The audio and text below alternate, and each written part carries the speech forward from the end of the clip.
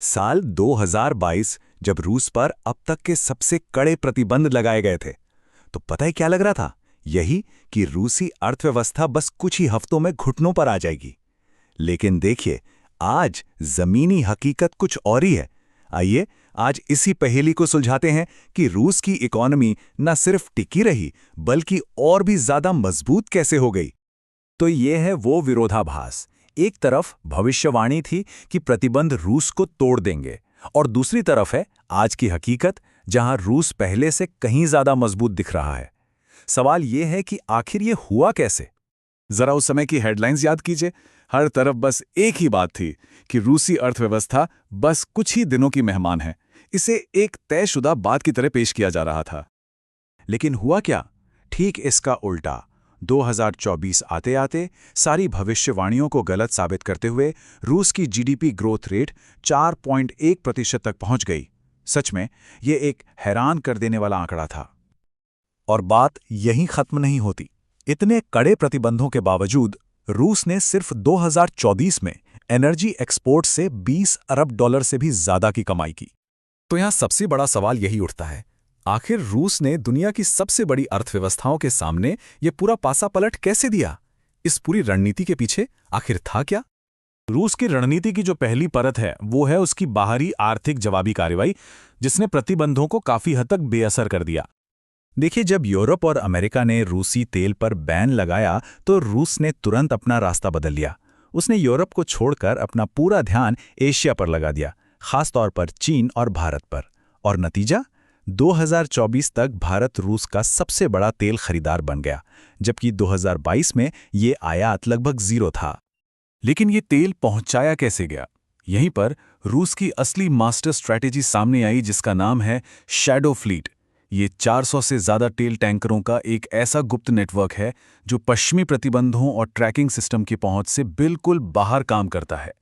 तो ये shadow fleet काम कैसे करता है? ये बड़ा दिलचस्प है। सोचिए, ये जहाज, इनके मालिक का कोई नाम पता नहीं होता, सब गुमनाम। फिर ये बीच समंदर में अपना जीपीएस बंद कर देते हैं, एकदम गायब। और वहीं एक जहाज से दूसरे जहाज में तेल ट्रांसफर कर लिया जाता है, और फिर बिल्कुल छुपकर फाइनल डिलीवरी कर दी जाती है। किसी को कानो कान खबर नहीं होती कि ये तेल असल में रूस पे आया है। कमाल की तरकीबें, है ना?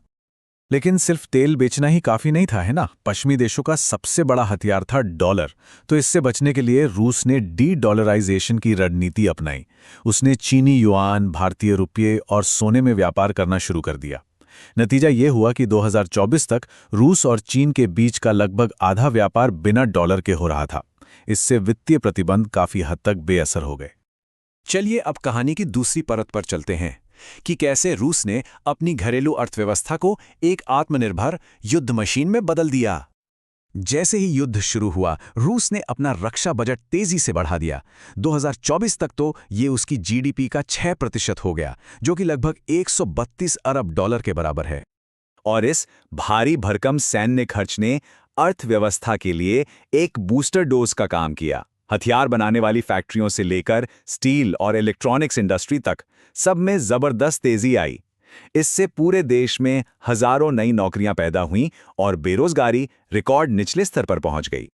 लेकिन ये पूरी की पूरी रणनीति सिर्फ एक ही चीज की वजह से मुमकिन थी, एक ऐसी अहम भू राजनीतिक संपत्ति जो रूस की हर आर्थिक और सैन्य चाल का आधार है। और ये हमें इस पूरे विश्लेषण के केंद्र में ले आता है, काला सागर यानी ब्लैक सी। ये रूस की असली शक्ति का स्रोत है, उसकी जीवन रेखा है। तो सवाल यह है कि काला सागर रूस के लिए सर्वाइवल गारंटी क्यों है? ऐसा इसलिए है क्योंकि ये उसकी आर्थिक जीवन रेखा है, जहां से उसका 30% एक्सपोर्ट होता है। इसके बंदरगाह साल भर बर्फ से जमे नहीं रहते। टर्क स्ट्रीम पाइपलाइन इसे एक एनर्जी सुपर हाईवे बनाती है, और तो और ये दुनिया के अन्न भंडार का दरवाजा भी है।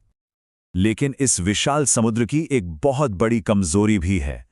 दुनिया से जुड़ने का इसका जो एकमात्र रास्ता है, बॉस्फोरस स्ट्रेट, वो सिर्फ 700 मीटर चौड़ा है। और यही बात इसे और भी ज्यादा नाजुक बना देती है।